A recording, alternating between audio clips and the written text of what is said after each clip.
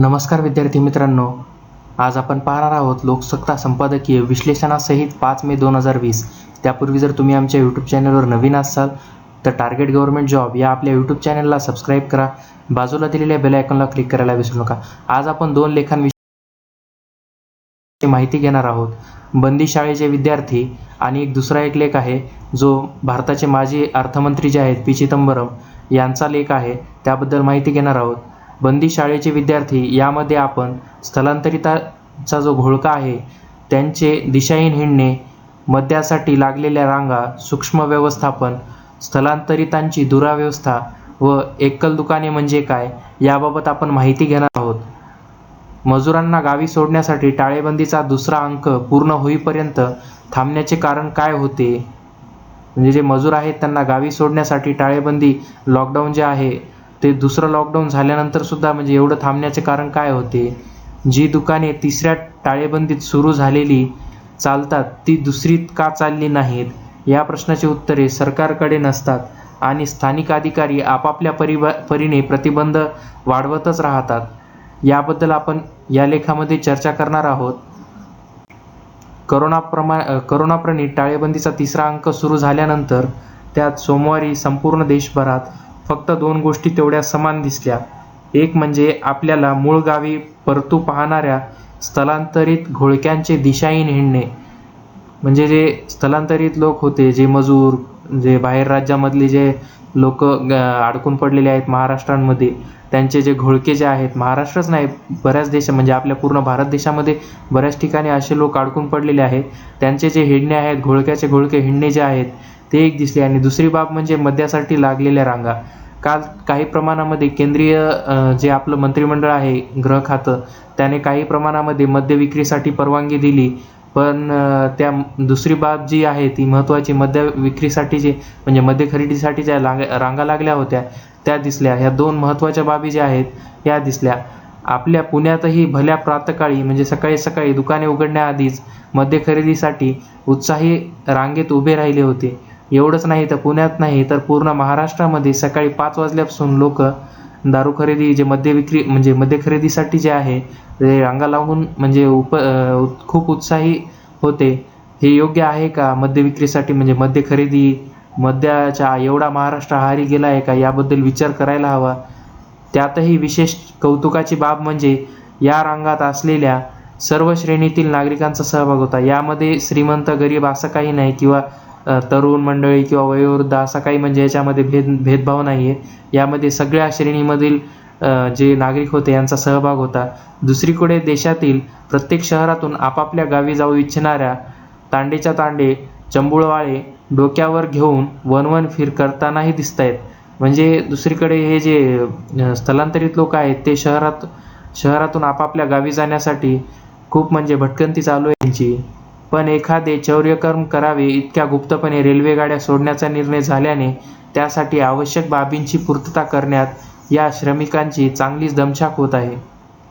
स्थलांतरित लोकांकडे बऱ्याच वेळेस म्हणजे रहिवाशाचे हे प्रॉब्लेम, रहिवाशी प्रमाणपत्र वगैरे किंवा इलेक्शन कार्ड ह्याच्या बऱ्याच म्हणजे गोष्टींची पूर्तता जी आहे ती नसते. त्यामुळे या श्रमिकांची बरेच म्हणजे ह्यांना अचानकपणे रेल्वेगाड्या सोडल्यामुळे यांची खूप म्हणजे धावपळ उडालेली आहे. मद्यासाठी लागलेल्या रांगा उत्तेजनक होत्या तर मूळ गावी परत पाहणाऱ्या रांगा दयनीय होत्या. या दोहोंमधून समोर येणारी एक बाब मात्र समान होती. आपल्या संपूर्ण प्रशासन या व्यवस्थेचा मायक्रो मॅनेजमेंटचा सोस या शब्दाचे मराठी भाषांतर म्हणजे सूक्ष्म व्यवस्थापन असे होईल. पण या मराठी शब्दाचे सकारात्मक अर्थ आहे तो अजिबात अभिप्रेत नाही, कारण त्यात काहीही सकारात्मक नाही. आपली पहिली संपूर्ण भारतीय मोटर जन्मास घालताना तिच्या तळातील काही भाग बसविण्यासाठी संबंधित कामगारास दिवसात किमान 100 वा अधिक वेळ खाली वाकावे लागे. या शब्दाचा विचार करताना रतन टाटा यांनी तो भाग बसविण्यासाठी रोबो नियुक्त केले. हे सकारात्मक सूक्ष्म व्यवस्थापन. आपल्याकडे जे सुरू आहे ते सूक्ष्म व्यवस्थापन पूर्ण नकारात्मक आविष्कार. टाळेबंदीचा तिसरा अध्याय सुरू झाल्यानंतर या निर्व्यवस्थापनी नाट्याची अखेर जवळ येण्याऐवजी अधिकाधिक गोंधळ तेवढा वाढत दिसतोय. वरील 2 उदाहरणे या गोंधळाची पुरेपूर प्रतीके ठरतात. टाळेबंदीच्या तिसऱ्या टप्प्यामध्ये करोना रुग्णांची संख्या कमी होण्याचे नाव नाही. असे असताना मग दारू विक्री सुरू करण्याचे तसेच या स्थलांतरित मजुरांना मूळ गावी परत पाठविण्याचा निर्णय सरकारने कोणत्या तोंडाने घेतला याबाबत म्हणजे आपण सुद्धा सरकारला विचारायला पाहिजे. कारण की सरकारवर जर आपण विचारणार नाहीत तर सरकार एकाधिकारशाही जर झाली तर भारतीय लोकशाहीसाठी खूप धोकादायक आहे. तिसऱ्या टप्प्यात मद्यविक्री चालत असेल तर ती मग दुसऱ्या टप्प्यात किंवा पहिल्या टप्प्यात का चालली नाही याचा सुद्धा विचार आपण करायला पाहिजे. या 2 टप्प्याच्या दरम्यान राज्य असो वा केंद्र या सरकारने काही चमकदार वैद्यकीय दिवे लावले असल्याचे दिसले नाहीत. म्हणजे कोणतेही वैद्यकीय जी सुविधा आहे ती कोणतीही हे केलेली नाही आहे. तसेच या सरकारच्या कार्यक्षमतेमुळे करोनावर नियंत्रण येत आहे असेही कोणते चिन्ह नाही आहे. पण तरी मद्यविक्रीस परवानगी कारण सरकारला वाटेल म्हणून हे वाटण्याची बुद्धी आधी का नव्हती याचे काही तार्किक उत्तर नाही आहे का? तर मद्यविक्री जे सुरू केलंय यामागचं एक कारण असू शकतंय की जो शासनाला महसूल भेटतो त्या महसूल भेटावा म्हणून मद्यविक्री केली. पण तिसऱ्या टप्प्यातच का? तिसरी लॉकडाऊन जेव्हा जाहीर केलं तेव्हाच का? त्यापूर्वी का केलं नाही याचा सुद्धा म्हणजे विचार करायला पाहिजे. व्यवस्थित अंतर पाळून ग्राहक जर मद्य खरेदी आता करू शकतात तर तेव्हाही करू शकले असते आणि त्यातून मद्यच काय तर सर्व खरेदीची सोय त्यांना असायला हवी होती. तिसऱ्या टप्प्यात मद्य तेवढे जीवनावश्यक पण केशकर्तन, आंतरवस्त्रे किंवा कपडे खरेदी आदी घटक हे जीवनावश्यक नाहीत हे सरकारचे कर्कट अजबच म्हणायचे. तीच बाब घरगुती काम करणाऱ्या महिलांसाठी अन्य सर्वांना सेवाधिकार पण मोलकरीण या ताज्या नावाने ओळखल्या जाणाऱ्या गृहसेविकांसाठी मात्र स्थानबद्धता सक्तीची का?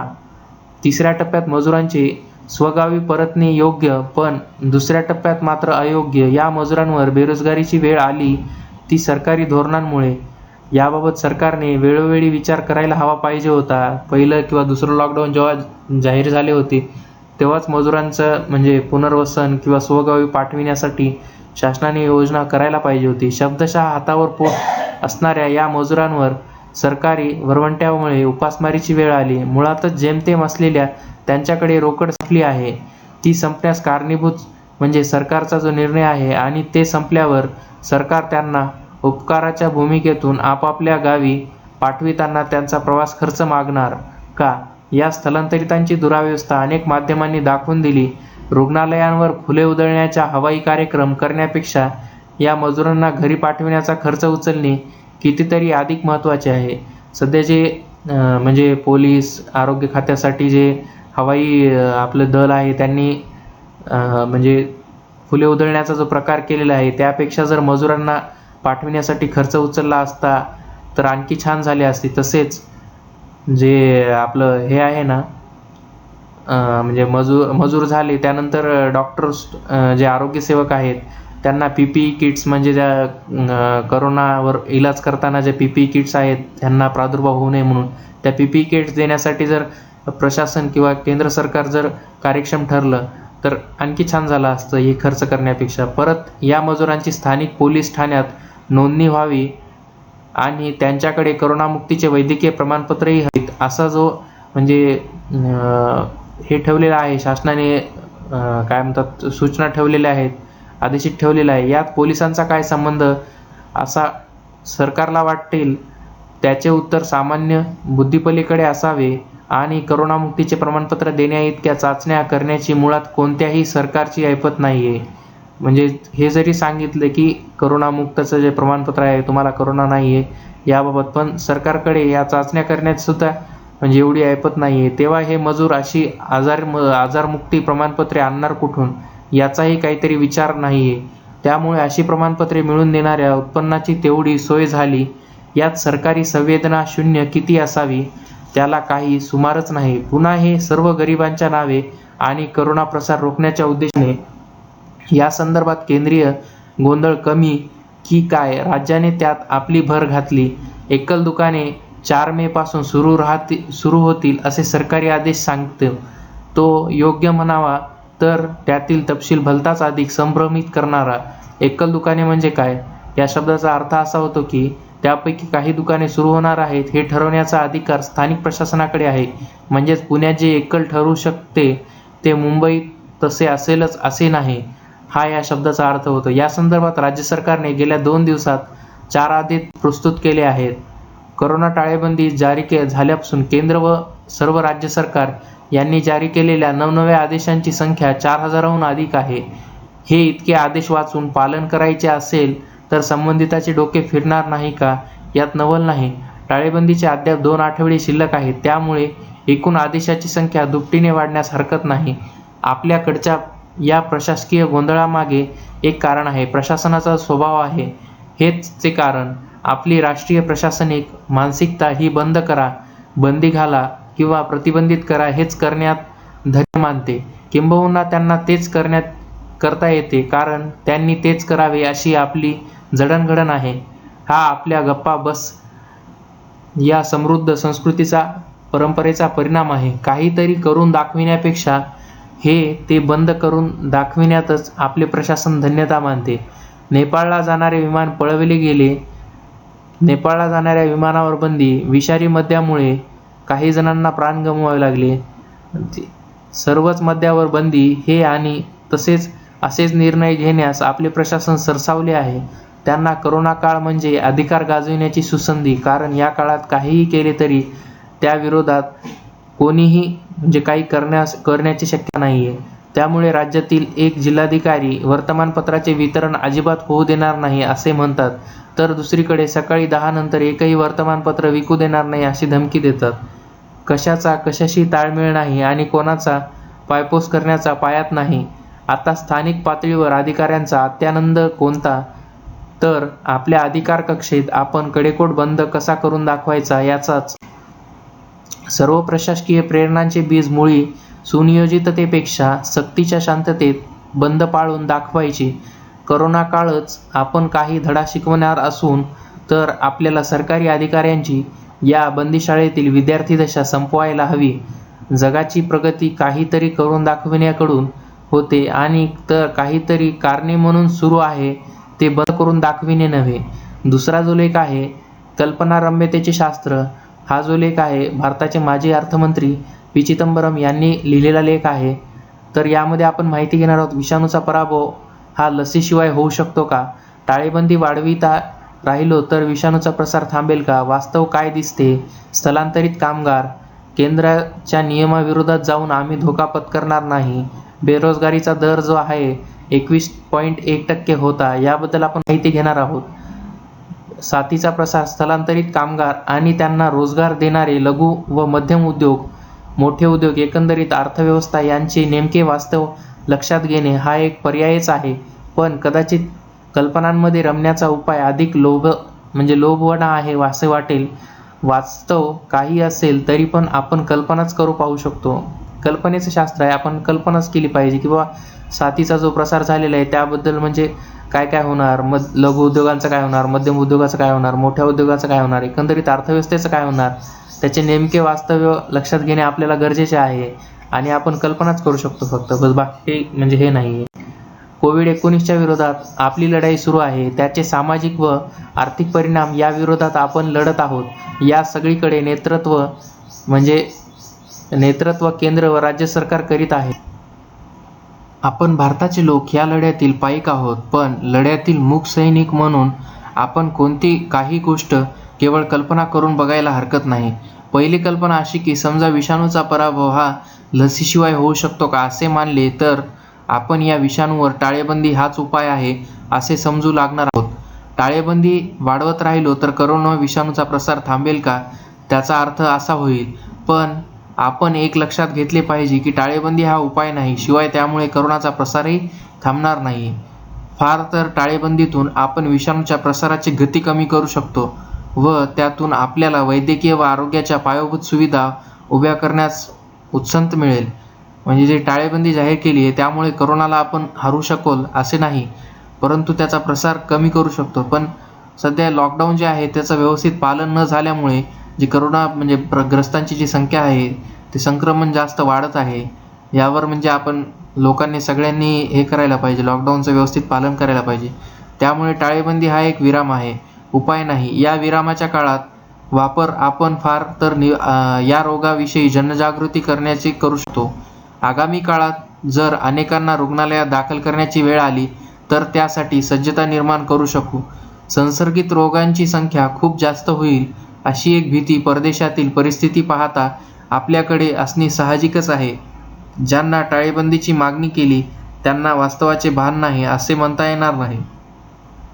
केंद्र व राज्य सरकारांना त्यांची सज्जता वाढवण्यासाठी 3 मे रोजीपर्यंत 40 दिवस मिळाले, पण या सरकारना त्यासाठी आणखी वेळ देणे गरजेचे आहे का, हा एक प्रश्न आहे.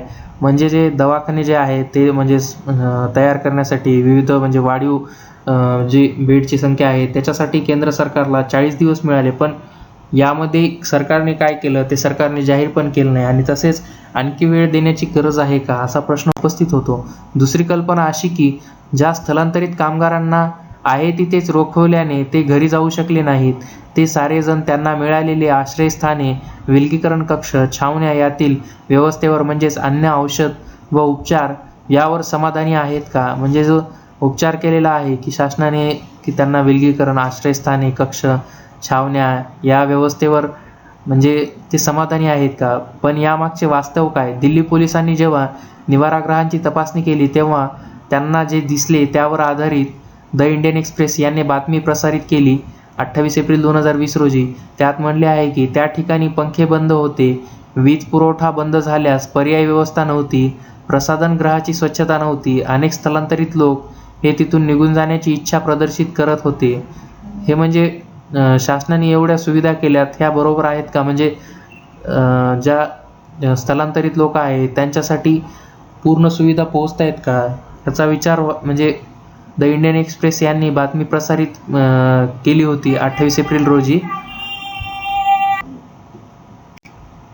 दुसरीकडे त्यांच्या कुटुंबियांना जगणे असहाय्य झाले. ते वेगळ्या नागरी संरक्षण कर्मचाऱ्याची उर्मटपणाची वागणूक, अन्नाचा वाईट दर्जा, हँडवॉश किंवा जंतुनाशकाची सुविधा नसणे, तसेच प्रसाधनांची दुर्गंधी, प्रसाधनगृहात केवळ सकाळी 7 ते 11 याच काळात होणाऱ्या पाणीपुरवठ्याने दिवसभर अस्वच्छता, अनेक लोकांसाठी आंघोळीला एकाच साबणाची उपलब्धता, कपडे धुण्याची अपमार्जकांची म्हणजे डिटर्जंट अनुपलब्धता, डासामुळे गमावलेली झोप अशा अनेक समस्या तेथे होत्या. हे द इंडियन एक्सप्रेसने म्हणजे न्यूज बातमी जी आहे ती प्रसारित केलेली आहे. त्यामुळे विलगीकरण, अलगीकरण, छावण्या यातील परिस्थिती फार वेगळी नसावी हे चित्र आहे. पण फरक इतकाच की निवारागृहात तुमच्या स्वच्छतेने राहता तर बाकीच्या ठिकाणी तुम्हाला राहणे सक्तीचे असते.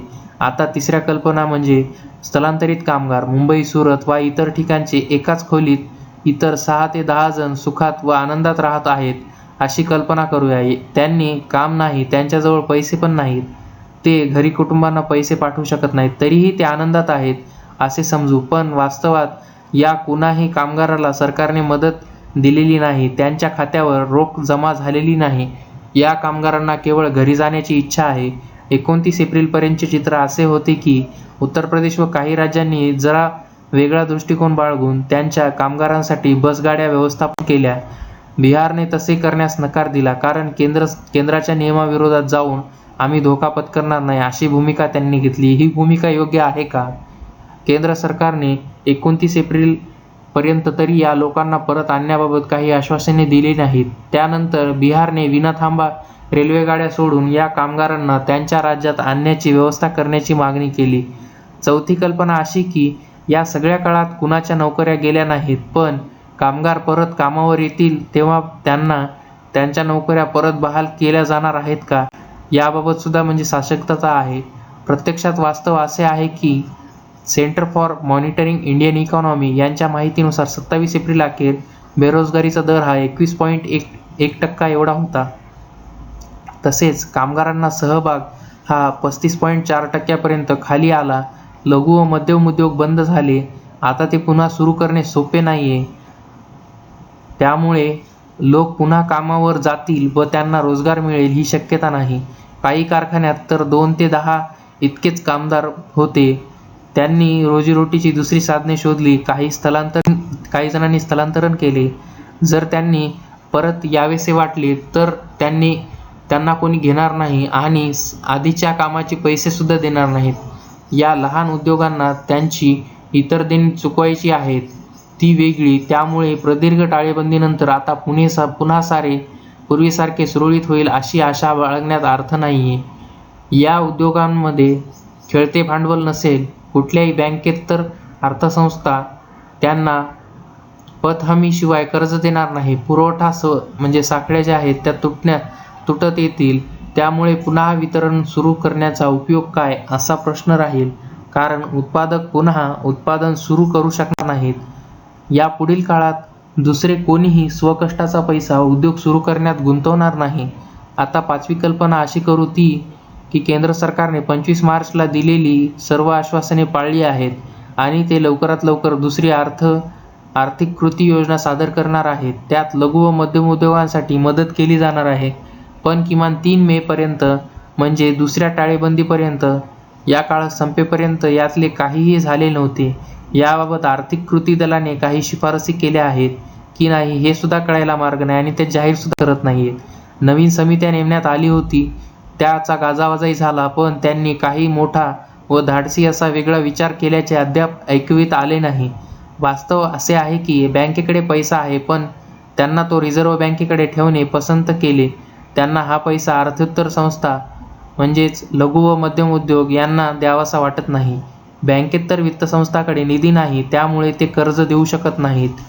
6वी कल्पना अशी की मोठे उद्योग काहीसे टिकाव धरतील व नंतर पुन्हा पूर्वीसारखे बहरतील. पण यातही वास्तव निराळे आहे. मोठ्या उद्योगांना आता हे कळून चुकले आहे की जुनी स्वाभाविकतापणा आणि नवी स्वाभाविकता वेगळी असणार आहे. आता नवे नित्य वास्तव वेगळे असणार आहे. हे उद्योग आता पैसा बाळगून ठेवतील, भांडवली खर्च कमी करतील व क्षमता वाढवतील, कर्मचारी कपात करतील, कर्जमुक्त होण्याचा प्रयत्न करतील, घरातून काम करणाऱ्यास उत्तेजन देतील. मोठे उद्योग आता एकमेकात विलीन होतील, त्यामुळे स्पर्धा कमी होईल. दुसरे जसे दूरसंचार क्षेत्रात होत आहे तसेच. 7वी कल्पना अशी की अर्थव्यवस्थेत टाळेबंदीनंतर पुन्हा उसळी घेऊ लागली आहे. अर्थव्यवस्थेचा उल्लेख उतरंडीचा नसून उंची गाठणारा आहे. प्रत्यक्षात परिस्थिती अशी आहे की निश्चलीकरणाच्या घोडचुकानंतर अर्थव्यवस्था सरकलेली नाहीये. वस्तू व सेवा कर म्हणजे GST व्यवस्था लागू करताना जी अनकालीन घाई करण्यात आली त्यातून आपण सावरलो नाही. त्यामुळे टाळेबंदी उठवल्यानंतर अर्थव्यवस्था सावरण्याची शक्यता नाहीये. अगदी वेगळे उपाय करूनही कठोर परिश्रम, उत्तम अंमलबजावणी, पैशाचा योग्य विनिमय, खुल्या बाजारपेठा, हुशारीने भागीदारांच्या तसेच आंतरराष्ट्रीय सहकार्य असे काही केले तरीही त्यातून ऊर्जित अवस्था म्हणजे गाठणे म्हणजे जे पुन्हा पहिली परिस्थिती आहे त्यामध्ये जाणे कठीणच आहे. तरीही आपण कल्पना करून पाहू, कल्पना करत राहू. आणि कारण ॲलिस इन वंडरलँड चे लेखक जे आहेत, ॲलिस इन वंडरलँड हे जे पुस्तक आहे याचे लेखक जे आहेत लुईस कॅरॉल हे म्हणतात त्याप्रमाणे वास्तवविरोधात कल्पनारम्यता हेच एकमेव शास्त्र आहे. लोकसत्ताचे असे संपादकीय लेख पाहण्यासाठी टार्गेट गव्हर्नमेंट जॉब या आपल्या YouTube चॅनलला सबस्क्राईब करा. बाजूला दिलेल्या बेल आयकॉनला क्लिक करायला विसरू नका. Video like, share, comment